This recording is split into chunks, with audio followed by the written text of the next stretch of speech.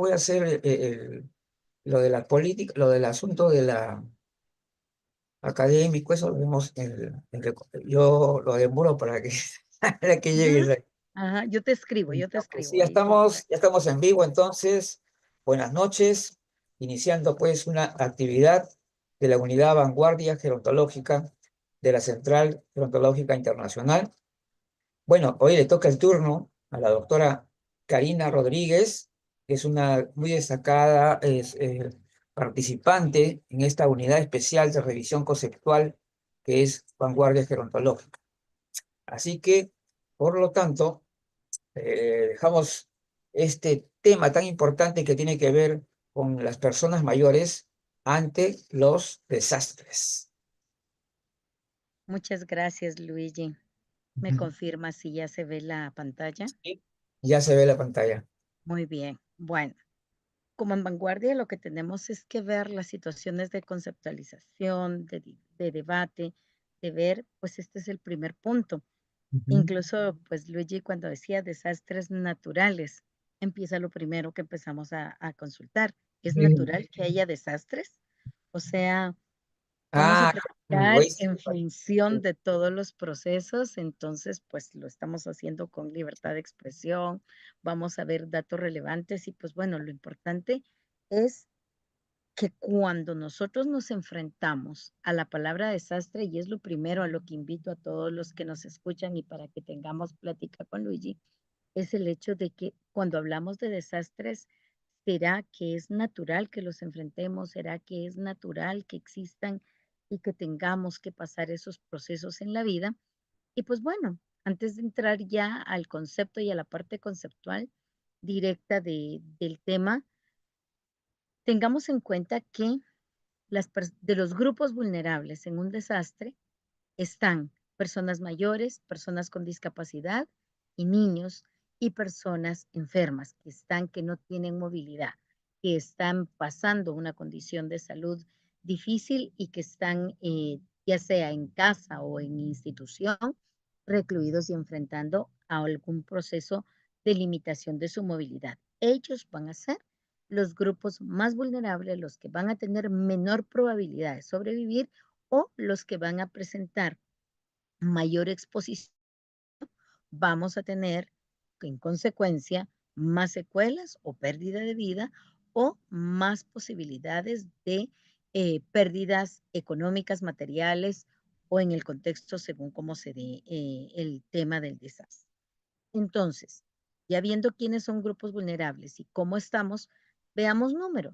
Y si sabemos que del 2019 vamos a tener personas mayores de 60 años, más de 1.000 millones, 1.400 millones para el 2030 y 2.100 millones para el 2050, y que cada vez nos damos cuenta que hay más inundaciones, más incendios, más terremotos, más situaciones en las cuales enfrentamos muchas condiciones de desastre dentro de nuestro ciclo de vida. Entonces, acá es importante que tengamos en cuenta que em, todas las personas que pasamos de 50 años hemos enfrentado por lo menos dos eventos de desastre en nuestras vidas, serios, catastróficos. Entonces, vamos nosotros a vivir, a enfrentar, a compartir o a tener un proceso trascendente ante el tema. Entonces, yo les pregunto, ¿qué es un desastre? O sea, ¿cómo consideramos o qué consideramos que es un desastre? Y cuando nosotros iniciamos un proceso de investigación, si nos vamos a la parte conceptual básica, vamos a saber que un desastre es una desgracia grande, es un suceso infeliz y lamentable. Es usado también en un sentido figurado cuando algo no salió bien o algo se nos arruinó en el camino y decimos esto fue un total desastre. Y utilizamos sinónimos como por ejemplo cataclismos, desgracia, catástrofe, debacle, siniestro, devastación. cuando estamos hablando de la palabra desastre. También hablamos que es un acontecimiento fuera de lo habitual que nos permite tener una condición adversa en nuestro núcleo social y su impacto desborda la capacidad de nuestra familia, de nuestra sociedad y comunidad para hacer frente con nuestros propios medios a los efectos que pueda producir. Entonces, ya encontramos con solo la palabra desastre dos conceptos serios que están afectando el núcleo social y vida de una persona mayor porque nos afecta a todos y todas en cualquiera de los contextos donde nos encontremos o nos desempeñemos. Muy bien. Ahora entremos a la palabra de desastre natural. De nuevo regreso y llevo a reflexión. ¿Será natural que haya desastres? Pues bueno, si tomamos en cuenta que las erupciones volcánicas, los terremotos, las acciones que están dadas por ese movimiento de placas tectónicas, esas acciones que no son generadas por la mano humana, que pueden estar, ahí entra el fenómeno natural, que al ocurrir en zonas habitadas causa daños materiales, pérdidas de vidas, afecta el funcionamiento de la sociedad. Los desastres naturales, por lo tanto, son eventos ambientales de gran magnitud que causan daños significativos a personas y propiedades y que pueden llegar a generarnos hasta la obligación de una migración total de dónde vivimos y dónde estamos. Y aquí ya hay una primera condición que afecta a la persona mayor, porque lo vamos a quitar de su entorno, de su vida, donde está su historia, su vida y todo lo que tiene de su bagaje, de su heredad, de sus ancestros y todo lo que va jalando. Y esto llevarlo a un albergue, a otro lugar o a una movilidad para que pueda disminuir el riesgo de exposición.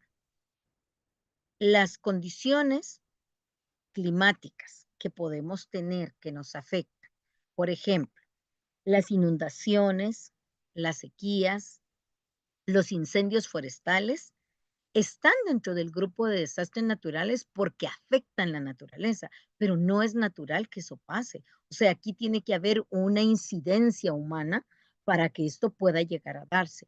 Por eso les llevo a reflexionar, no es tan correcto decir, bueno, pues tocó, ¿verdad? Y se incendió el Amazonía y pues perdimos un pulmón del mundo, pero bueno, fue un desastre natural, no es cierto. O sea, tuvo que haber una mano humana que generara ese incendio y hemos generado tanta deforestación, hemos generado tanto daño en nuestro entorno climático que nos ha llevado a que todo sea una tierra fértil para que tengamos muchos incendios, para sequías, para que tengamos condiciones que afectan a nuestro entorno. ¿Y qué pasa?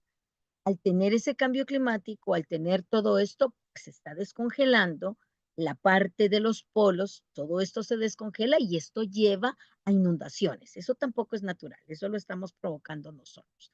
Entonces, ¿qué es importante que debemos ver tanto en cada uno de los ítems de desastres que podemos enfrentar, los terremotos la semana pasada, cómo estamos tan impresionados ver cómo se desmoronaron casas, cómo las piscinas caían de los edificios en el desastre que en el terremoto que tuvimos la semana pasada, que pues es algo muy cercano, donde hubo mucho impacto, porque ahora todo se documenta más y lo vemos. Duró mucho y eso fue lo que más daño hizo y eso generó que edificios muy prosísmicos, edificios muy bien construidos y todos se desmoronaron. ¿Por qué? Porque cuando la intensidad es muy alta, cuando la duración es muy alta, no hay poder humano que pueda frenar este tipo de condiciones.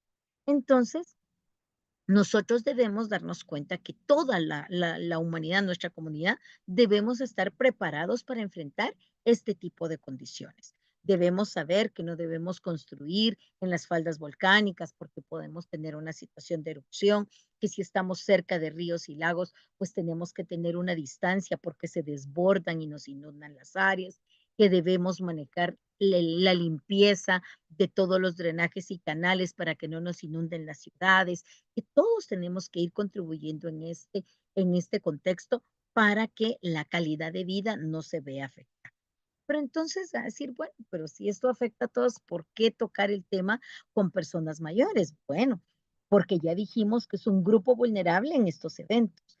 Y entonces, dependiendo de la calidad de vivienda, de los ingresos, de si se es empleado o no dentro del entorno, porque si yo estoy trabajando en mi entorno laboral, debe haber un plan de prevención o contingencia ante desastres y se manejan las brigadas y yo voy a tener mayor probabilidad de sobrevivir si estoy en un ámbito laboral a que si estoy en mi casa. ¿Por qué? Porque generalmente en nuestras casas no tenemos planes de evacuación, no tenemos planes de mejora, ni siquiera tenemos rutas de evacuación expeditas para que la persona pueda transitar con un bastón, con silla de ruedas, con muleta, en caso de que sea necesaria una evacuación emergente. Entonces, el estar en una condición de desempleo o de estar en casa nos lleva a tener mayor probabilidad de vernos afectos en una condición de esa. La comunidad, qué tanto nuestra comunidad se prepara, qué tanto ese entorno que tenemos maneja seguro todos los temas, cómo estamos a nivel de educación, si hacemos simulacros, si nos comunicamos y decimos, en la casa 530 de tal calle existe una persona mayor y a la hora que esto pase, ¿quién va a asistirle si vive sola? Eso es algo de la comunidad. ¿Quién va a llegar y a apoyar en abrir la puerta, en llegar? Si se da un incendio, ¿quién es el que va a hacer la llamada? ¿Cómo vamos a apoyar y asistir? Eso tiene que ser un acto comunitario intencionado en el que todos debemos contribuir a pensar cómo apoyar, cómo asistir y cómo abordar cualquier contingencia de desastre en nuestra comunidad.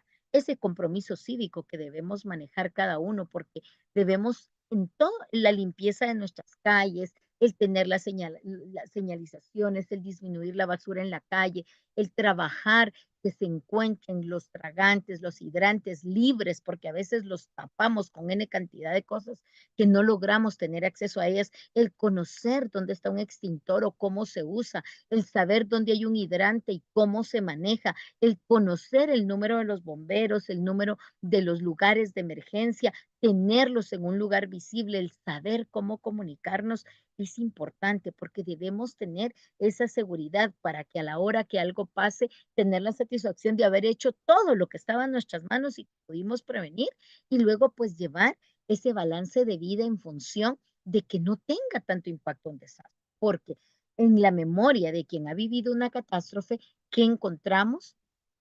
Pérdidas humanas que pueden ser familiares, vecinos, amigos, colegas, cualquier en el núcleo en el que nos desarrollemos, destrucción o pérdida de infraestructura, ¿verdad? Viviendas, carreteras, hospitales, áreas comunes de trabajo, centros de recreación, o sea, podemos perder todo lo que sea en infraestructura según el área del impacto, la afectación de la economía.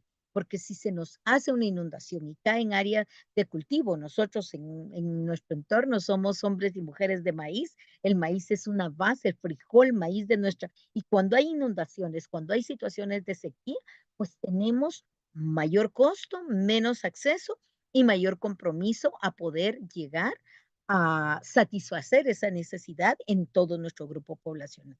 También nos vemos afectos cuando vivimos del turismo o cuando queremos hacer turismo, porque cuando ya la accesibilidad se limita, el grupo que muchas veces se queda fuera de participar y de ejercer su derecho a salir, a tener interacción turística, son las personas mayores. Ese desplazamiento de personas al que se ve obligado y me tengo que ir con mi hija, con mi hermana, con un familiar, con un amigo, un vecino, porque mi casa fue muy afecta, porque hubo un deslave, porque hubo una inundación, por cualquier condición o porque hay una alerta y tenemos una alerta amarilla o naranja nosotros somos un país sumamente volcánico, tenemos muchos volcanes activos y tenemos muchas alertas, entonces nos mueven a otro lugar y bueno, se quedan nuestros animales, gallinas, pollos, perros, gansos, lo que tenemos, porque a donde nos llevan, nos dan lugar al humano, pero el resto muchas veces no hay un espacio para hacerlo. Entonces vamos teniendo esa pérdida que no es que la persona mayor tenga apego, sino que muchas veces es su sustento de vida, es con lo que se moviliza, tiene gallinas para que ponga huevos y de esos huevos se alimenta, come de esas gallinas. O sea, vamos teniendo todo un entorno que es muy, muy impactante en el desarrollo de salud, de economía y de la interacción de la persona mayor. Entonces, aumenta la vulnerabilidad en comunidades y también a la persona que le impacta por todas estas pérdidas, quedan luego fobias, estrés traumático, que no pueden oír un ruido o la alerta sísmica, que ya el estrés sube, se sube la presión, se sube el azúcar, se incrementan todas las enfermedades crónicas no transmisibles que lleva ya en su bagaje por las condiciones de vida que ha venido atravesando y les expone. En el caso de nosotros hemos documentado muertes por infarto por el estrés ante estar viviendo una condición de un sismo, un temblor, aunque no llegue a terremoto, un temblor breve. Y nosotros no hay día en Guatemala que no temblemos. Tenemos temblores, pero estamos tan acostumbrados que ni los sentimos. Y si los sentimos, ni nos preocupamos.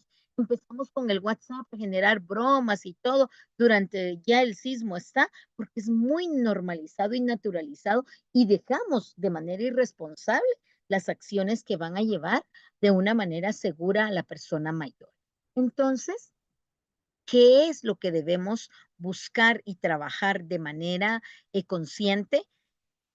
Saber la historia de la persona, qué le estresa, qué le angustia, qué tiene en su historia y qué pasó en la persona mayor. Y pues bueno, buscar evitar, ¿verdad? Construcciones de este tipo, como la que podemos ver acá en la imagen, porque sabemos que es sumamente vulnerable y que esto puede afectar. Entonces debemos promover una vivienda digna, tener dentro de nuestras acciones metas claras de cómo prepararnos para que sea menor el impacto de un evento de desastre y luego nuestro plan de respuesta. ¿Cómo voy a llevar el alimento? ¿Cómo voy a tener y esa movilización a un albergue? ¿Cómo voy a hacer ese lugar seguro? ¿De dónde voy a traer el medicamento? ¿Dónde voy a tener el agua?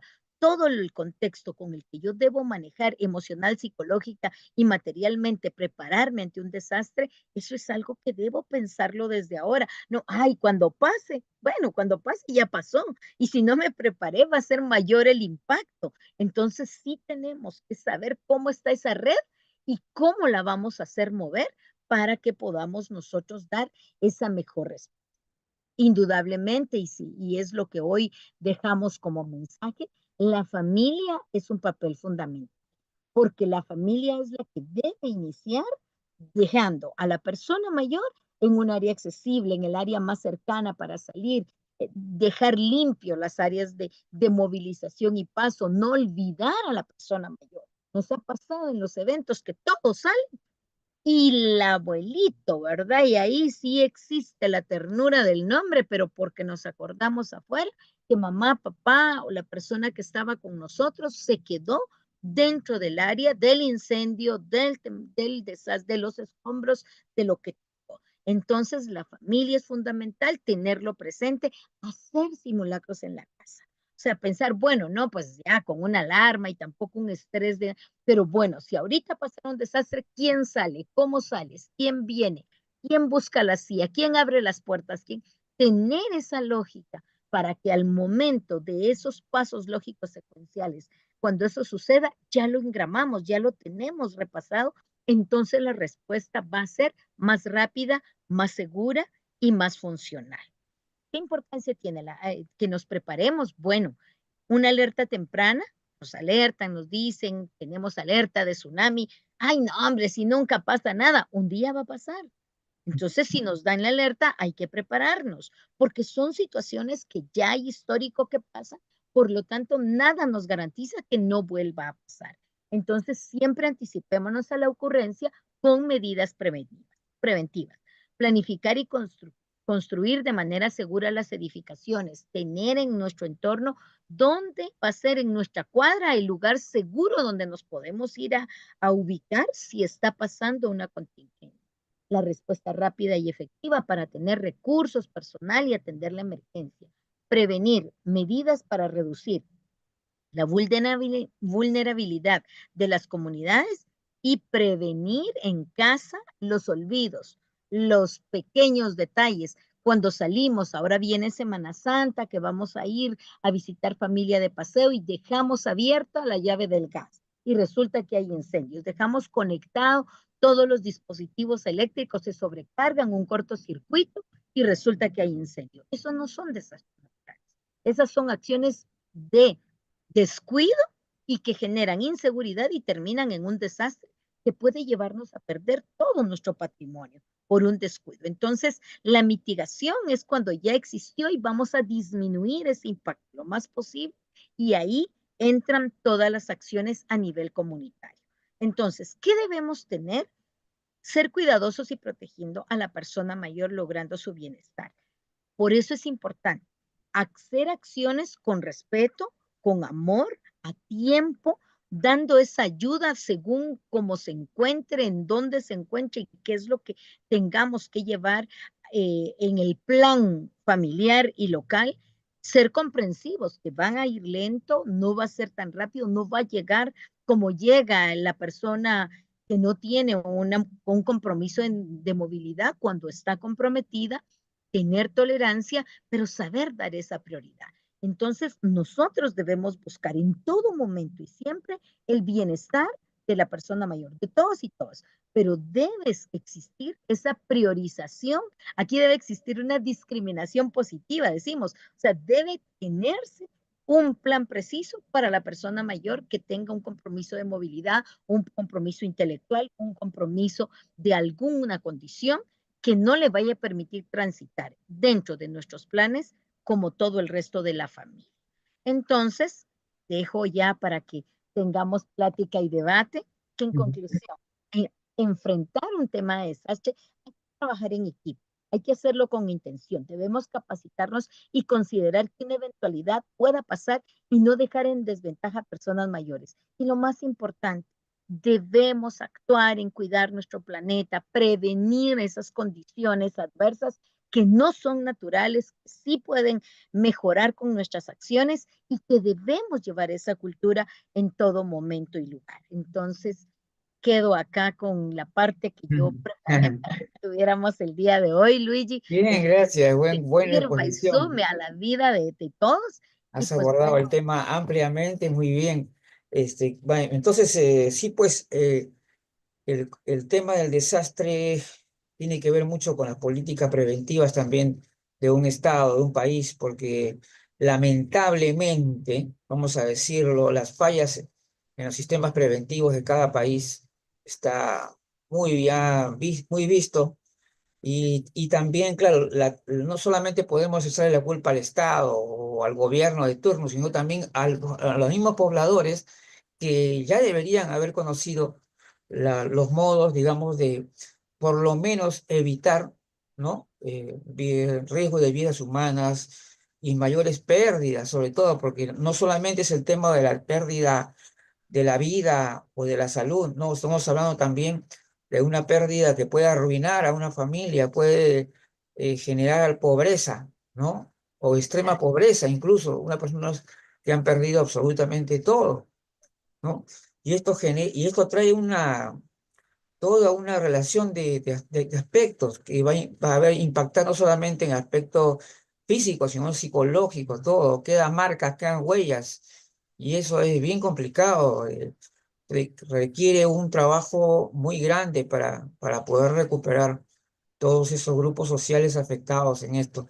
Ahora, cuando el tema de las personas mayores en general, bueno, claro, es cierto que por lógica es la persona cuando ya está entrada a la vejez y a mayor edad tenga mayor riesgo, obviamente porque de repente tal vez ya la movilidad misma ya, ¿no? Tenga algunas dificultades para moverse rápido, para el equilibrio, tantas cosas, ¿no? Que pueden entrar ahí en riesgo, aunque haya, como sabemos nosotros, hay personas mayores que, bueno, que tienen una condición envidiable, ¿no?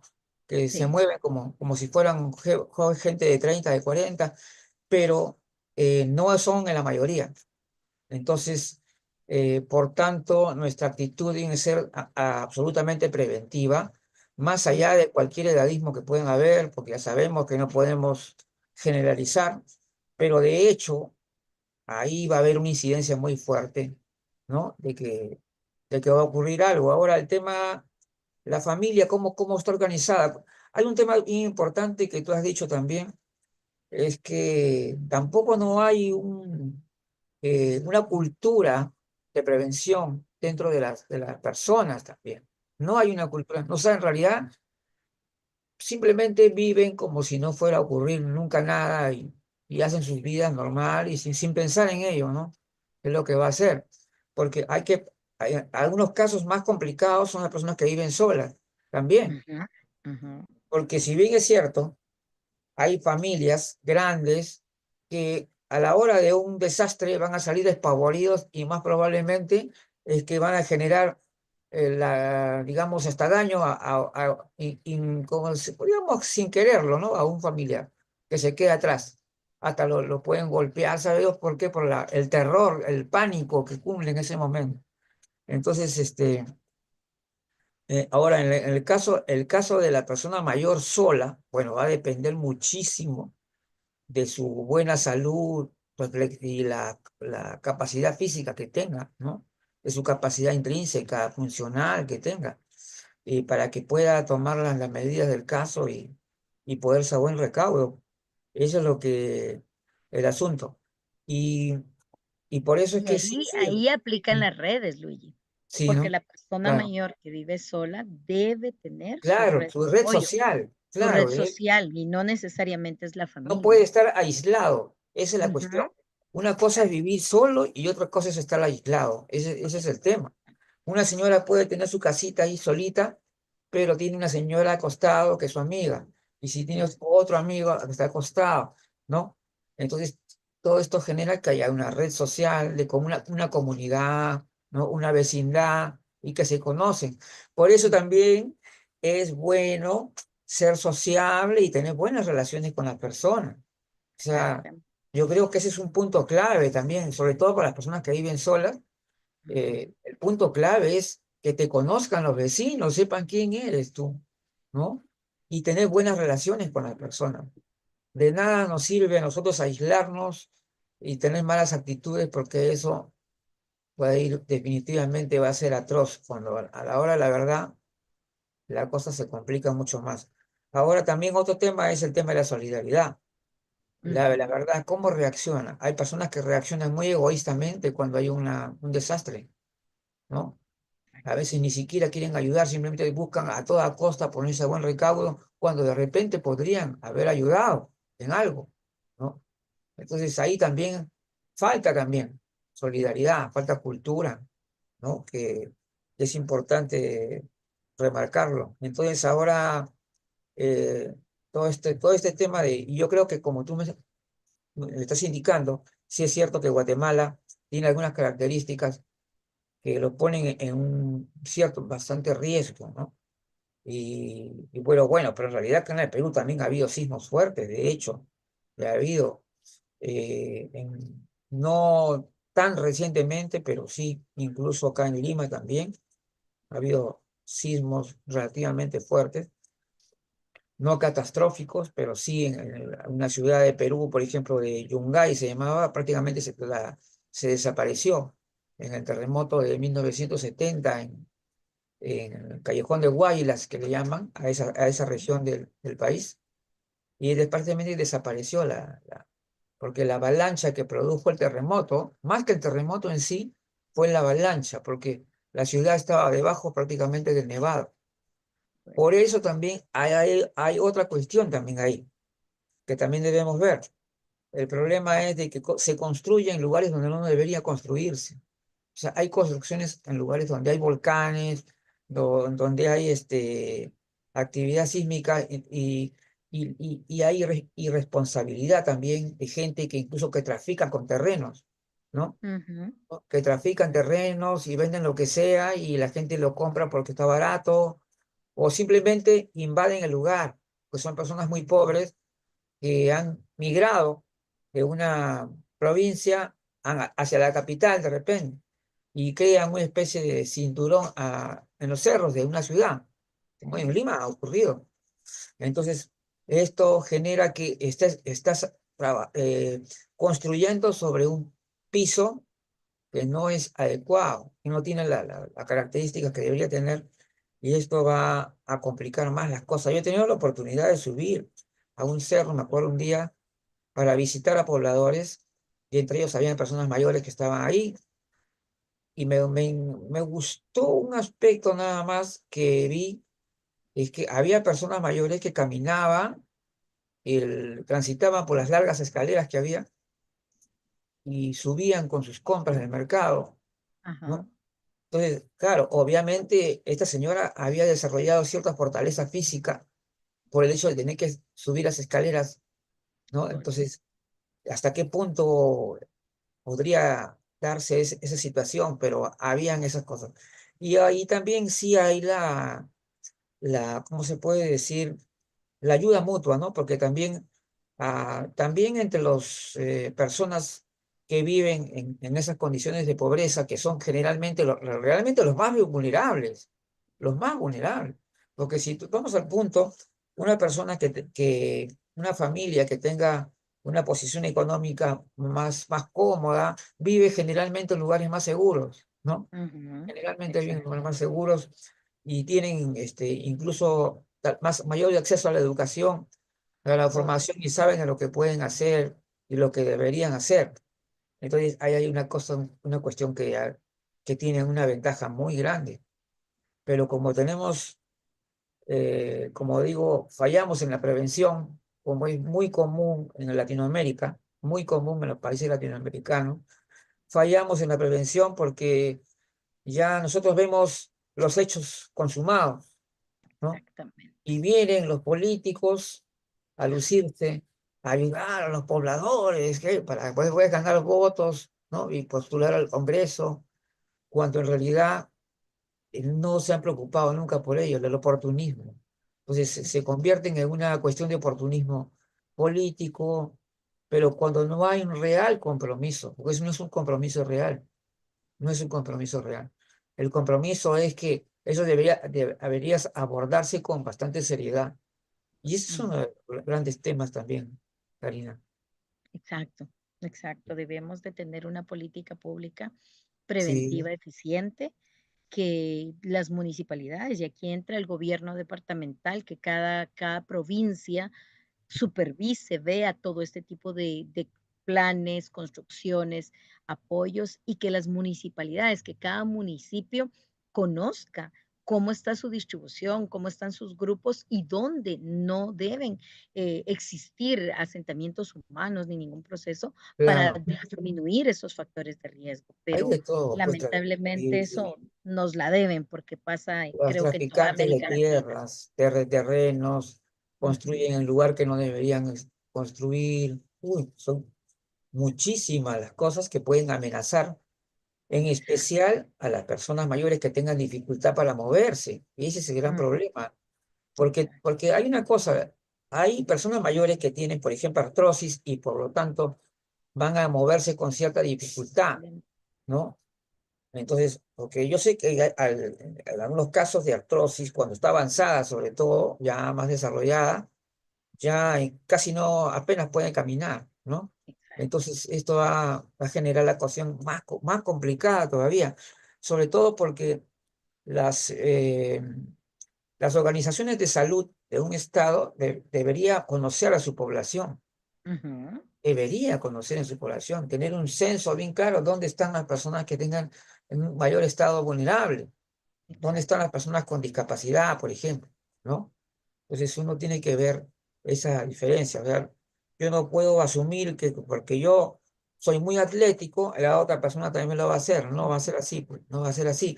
Hay personas que lamentablemente tienen discapacidad cuando tienen 40 años, 50 años, y ya son vulnerables ya para un sismo, claro, ya son, o sea, no ahí la edad ya no tenía mucho que ver, porque la edad, o sea, por eso es que ese es un tema también que vamos a ver mañana con el programa, que lo vamos a Ujú, referir también a esta cuestión que significa, ¿quieres parecer o quieres ser? Dice, ¿no? Primero, ¿no? Y viene una comita, dice apariencia y funcionalidad en la persona mayor. claro, porque a veces nosotros nos estamos fijando que tenemos una arruguita, que tenemos marcada la cara, que no tengo cabello, que tengo canas, y estas cosas son las menos importantes.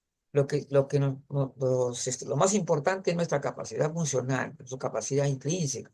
Eso es lo más importante. O sea, si nosotros podemos hacer todo lo que hacíamos cuando teníamos 40 años, entonces para nosotros la vejez ni siquiera ha llegado, a pesar de que no tengas cabello, no tengas muchas De canas. blanco. No, o sea, ¿por qué? Porque en realidad la verdadera vejez no comienza a los 60 años, sino cuando ya hay un cambio notable en la capacidad funcional o intrínseca de la que tenía la persona. Esa es la verdadera vejez. Por eso es que no se puede determinar así, ¿no? A una franja donde diga, ya, todos ya empezaron la carrera. No es así. Bueno, entonces está bien, hemos realizado una muy interesante conversatorio con la Unidad Vanguardia Gerontológica, nuestra unidad especial de la Central Gerontológica Internacional para la Revisión Conceptual. Justamente vamos a invitarlos para que participen en los próximos eventos que vamos a realizar. Por lo pronto, usted ya les adelanté que mañana vamos a desarrollar dos temas. Uno que se llama ¿Quieres parecer o quieres ser? Apariencia y funcionalidad en la persona mayor. Y el otro es investigación y renovación en gerontología. ¿Cómo la impulsamos? Ahí hay una temática súper interesante porque nuestros estados, incluso la academia misma, falla. O sea, cuando yo me refiero a la academia, me estoy refiriendo a todo lo que son universidades, instituciones. Ujú. Está claro. Entonces, la academia falla también, porque la academia tampoco no aplica el rigor que debe tener, por ejemplo, en el lenguaje. Usan lenguaje coloquial y yo creo que esto no le hace nada bien a lo que debería ser considerado como una ciencia y respetarse como tal.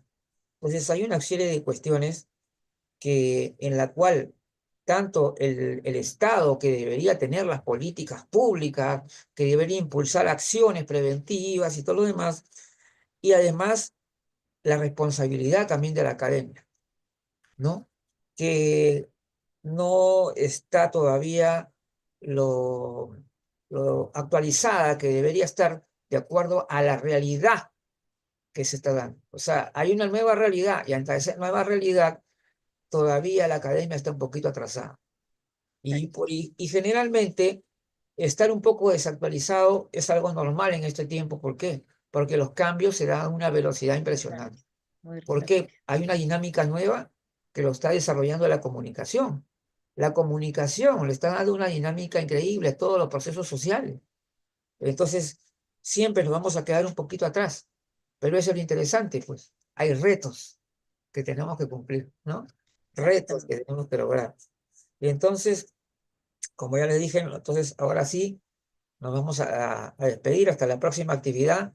Ya sabemos que la Unidad Vanguardia Gerontológica de la Central Gerontológica Internacional está enfocada principalmente a los conceptos y para buscar también la renovación, ¿no? Que es necesaria para una gerontología verdaderamente científica y que no simplemente sean como teorías de acomodar la realidad, ¿no? Y con idealizantes y todo ese tipo de cosas. Muy bien, ahora sí, muchas gracias, Karina. Nos vemos entonces. Feliz noche. Espero que verte por lo menos en la Mañana. segunda parte del programa de mañana. Nos vemos mañana. Nos vemos. Bye. Sí. Listo.